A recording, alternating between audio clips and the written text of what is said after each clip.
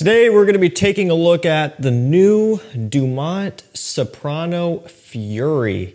So they've been after it, the brand of Dumont, with all of the nitro releases and now this Soprano line that is continuing to grow. I've been impressed with every scent from the brand so far. Now I haven't gotten my hands on all of them yet. I'm slowly working my way through, but there hasn't been one that I've tried that I've disliked or thought that it wasn't good, wasn't worth the price or anything like that. So I'm going to be giving you my full review on this one today. I'm really excited about this one because, first of all, it's perfect for the season of fall that we're heading into. It's approaching quickly, and some mornings and evenings it feels like fall. But also, the quality, the blend, the composition, everything about this one impressed me thoroughly. And it's not that I thought it was going to be bad. It surprised me with how good this one actually ended up being. So I'm going to drop a link down below if you want to grab one of these for yourself. The only place I believe that you can get it right now is theperfumebox.com. So $39 over there, full presentation. You can use code CHAOS10 to save 10% off your entire order. So save a little bit of extra money there as well. You can pick this up and a couple of the other Dumonts. They have pretty much all of them. So let's get things kicked off with how this smells. Now, when you first spray this one on, it is immediately apparent what they're going for here. They're going for the newer style, sweet, strong, gourmand type of men's fragrance. What I noticed initially when I first sprayed this one, however, was that the quality was great. And that's something that I've encountered with the Dumont lineup so far. And a lot of the time, the opening is the true test because you've got, the possibility of getting hit with a bunch of perfumers, alcohol, and some unnatural smelling things that you sometimes get from other fragrances, not even just clones, but from cheaper designer fragrances even. You get that alcohol blast. I didn't find that to be the case here. It opened up real smooth with this sweet caramel, tonka, plum mixture. It's warm, spicy, rich. It's just very inviting smelling. It has this kind of vanillic sweetness to go along with those opening notes as well that you start to pick up on pretty quickly, and that vanilla follows you into the dry down as well. A nice vanilla, amber heavy dry down. And I've got to say, when I first tried this one initially, I was kind of racking my brain. I'm thinking, okay, what does this remind me of? What does it smell like? Because obviously I'm expecting it to be a clone. Now, one thing I've learned so far, at least from what I've tried so far from the brand, their clones aren't always cut and dry. They're not always one-to-one. And so I kind of had that in the back of my mind going into this one as well, because when I tried it, I'm thinking, okay, this does definitely remind me of something.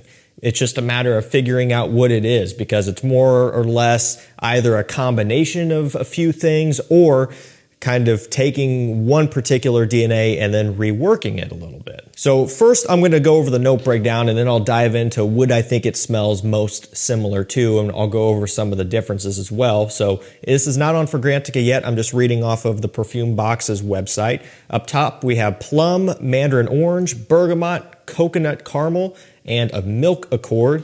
In the mid we have orange blossom, cedarwood, iris, caramel, brown sugar, and musk. And in the base, we have tonka, ambergris, vanilla, and amber.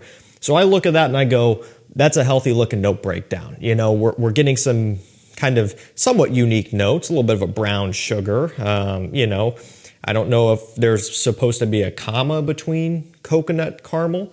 Either here nor there, that's kind of an interesting combination regardless. Less coconut, definitely a lot of caramel is what I'm getting. And then I already mentioned that dry down, the tonka, the vanilla, the amber, all of that stuff is pretty, par for the course and to be expected for this type of scent DNA. But I was kind of using that note breakdown to help guide me and think, okay, I need to go through my collection and start smelling some things and doing some comparisons. And one thing I can say is that the opening, especially when you get hit with that plum, it does remind me a little bit of something like 1 Million Lucky. This one uses a lot of plum, but it also uses honey and hazelnut and a bunch of other sweeter notes, but with some freshness as well. Now, this is me saying that this is not a one-to-one clone, not even close, okay? 1 Million Lucky is still much fresher. there are still plenty of differences, but I did notice that that opening kind of reminded me of that a little bit. And then I started doing some more digging, and I was seeing some people were saying that it kind of smelled a little bit like Jean Paul Gaultier's Scandal Absolute, and I don't know. I'm not fully convinced on that one. I've been smelling them side by side. Maybe there are some similarities. However, I don't think it's close enough to also say that it's a clone of that either. I think what it comes down to, unless I'm just missing something, is it's just kind of basically taking a pre-existing common style or smell that's been used and manipulated across a ton of different fragrances, and then just tossing in their own little twist as well. That's kind of what I'm viewing. Same thing with Nitro Red. Same thing with Nitro Elixir. You know, they're kind of going after that Invictus Aqua, Rasasi House DNA, but then tweaking it just enough to make it different. That's kind of what they're doing here, because there's no doubt that this one is heavy, it's sweet, it's gourmand leaning, you know, which there are a lot of fragrances that fall in this category. It's so common nowadays. It's a lot sweeter than 1 Million Lucky, but it also has a different layer of sweetness compared to Jean Paul Gaultier Scandal Le Parfum as well. So that's kind of where I'm at on this one. Could you say that maybe it reminds you a little bit of something like Le Mans Elixir Absolute, which also uses plum and some sweet notes? Yeah, maybe a little, but again, you're kind of just grasping at straws a little bit here when you're making these comparisons. So again, unless it's something that I don't have or that I've missed, I'm not seeing this one quite as like a one-to-one clone, which I'm okay with. When you have a lot of fragrances and you have a lot of fragrance clones, it's nice to pick up something that kind of just takes a DNA and just makes it different. And you know, that's what I've seen this brand do so far, which is why I've been enjoying these. The opening smells great, but the dry down is even better. It's smooth, it's silky, it's creamy. It doesn't smell cheap at all. And again, most clones these days don't, to be fair. So that's not like, you know, groundbreaking. Your Armafs, Latafas, Fragrance Worlds, for the most part, none of them really smell cheap. This one doesn't either. So it just goes to show how far these brands have come. And what it really does is it exposes the markup, right? You know, when you have something that costs $200,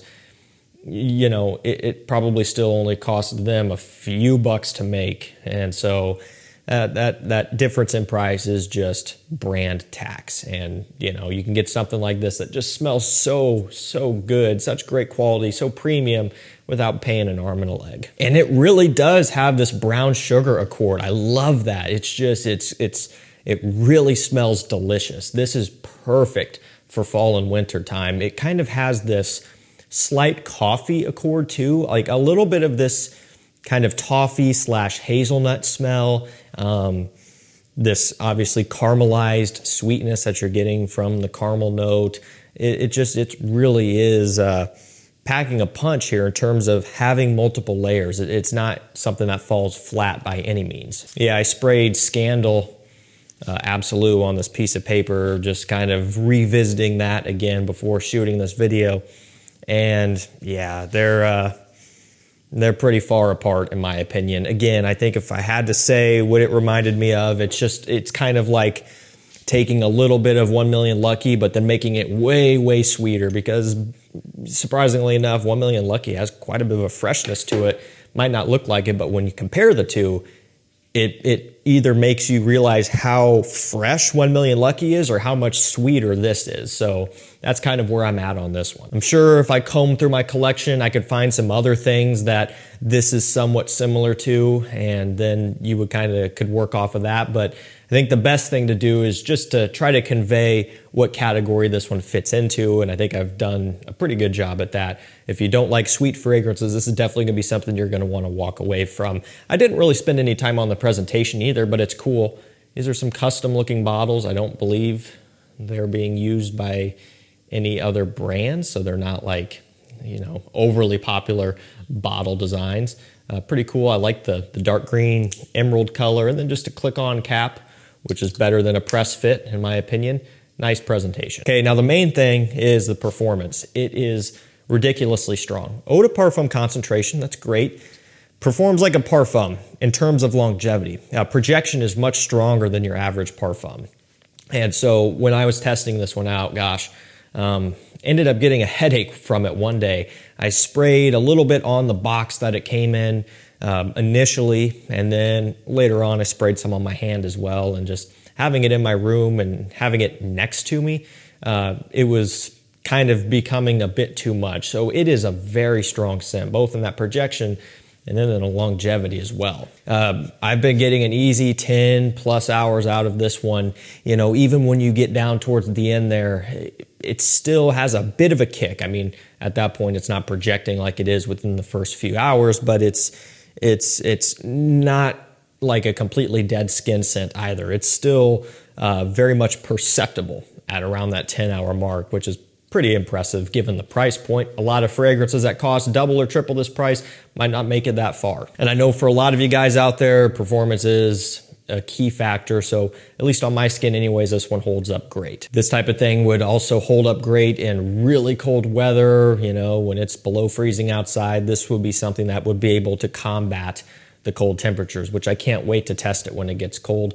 It's still, you know, the highs here lately have still been 75 and sunny, so not fully ideal for this yet, but come true fall and wintertime weather, I'm going to be wearing this one a lot. I'm really getting a lot of enjoyment out of this, a lot more than I thought I would, so I'm excited about it. I think in a world where all of the new designer fragrances are $150, $200 almost, like the new Gucci Guilty Absolute is $195 for a 60 ml, or Gucci Guilty Absolute, something like that. Gucci Guilty elixir bottle, this new version now. It's nice to be able to get your hands on something that's affordable that also has amazing quality. So let me know if you've tried this one, Dumont Soprano Fury. Not a whole lot out on this one. It's not even on Fragrantica yet. So, you know, definitely one that is really, really good. I'm super glad that I have it. Again, you can get it for $39 at the link down below, plus save 10% with code CHAOS10. That works site-wide, so you can use that code as many times as you want. Whenever you're shopping at Perfume Box, use code CHAOS10. Feel free to jump over to my community tab as well, do some browsing, because I'm posting great deals and stuff there every day, along with signing up to my email list as well. It's free to do that, and you can get those same deals as well sent directly to your inbox. Thank you guys so much for watching. Stay safe, stay healthy. We'll see you tomorrow with another one. Take care.